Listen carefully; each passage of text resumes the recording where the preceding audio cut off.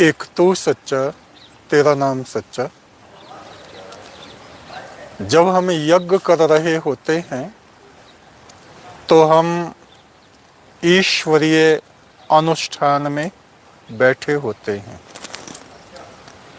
उस समय हमारा पूरा ध्यान उन मंत्रों की तरफ होना चाहिए जो बोले जा रहे हैं। कुछ लोगों का स्वभाव होता है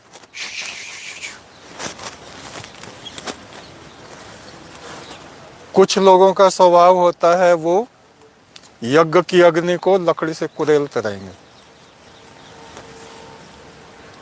कुछ लोगों का स्वभाव होता है वो संविधाओं को लेकर टक से यूं तोड़ा।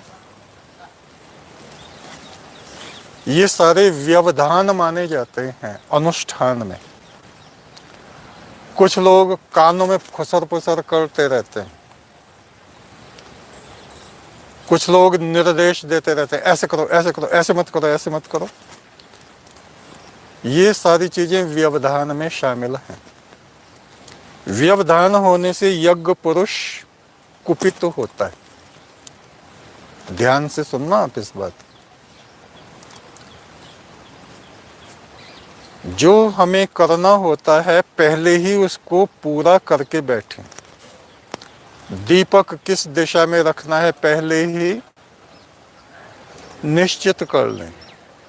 जल पात्र किधर रखना है ये पहले ही हमें निश्चित होना चाहिए।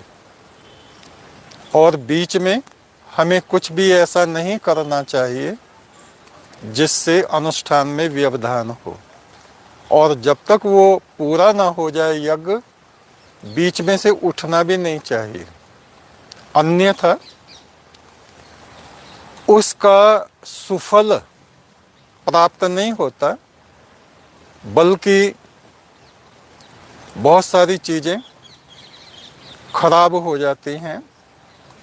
और हमने बताया कि व्यवधान होने से यज्ञ पुरुष कुपित होता है, और कुपित होने से वो आशीर्वाद नहीं देता, अभिशाप दे देता है।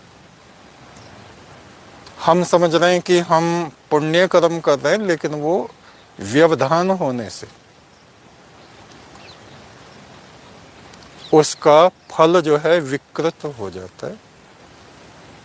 इसलिए इन बातों का जब भी आप यज्ञ में बैठें ध्यान रखें कि आप ईश्वरीय मंडल के अंदर आ गए हैं और बिल्कुल शांत चित्त होके बैठे। किसी को आदेश निर्देश ना दें। जो चल रहा है उसमें पूरे मनोयोग से, ध्यान से, एकाग्रता से लगे रहें। तब उस परम ब्रह्म की अमृत किरणें हमारे ऊपर, यज्ञ में जो भी सम्मिलित हैं, दो लोग आहुति डालते हैं, एक घृत की, एक सामग्री की, तो बैठे बैठे व्याकुल ना हो, हाय हम तो डाल नहीं रहे। अंत में पूर्ण आहुति पे सबको वो अवसर प्राप्त होता है। इन बातों का विशेष ध्यान रखें। और जैसे शुरू में हम आरती बोलते हैं, जय हो परमेश्वर, उसमें भी ना एक शब्द घटाना चाहिए ना एक बढ़ाना चाहिए। स्वामी जय हो परमेश्वर ऐसे नहीं, जैसा है उसको हम वैसा ही उच्चारण करें। इन बातों का ध्यान रखने से हमारा अनुष्ठान पूर्ण होता है। अनुष्ठान के पूर्ण होने से हमें अमृत तत्व की, ब्रह्म तत्व की प्राप्ति होती है।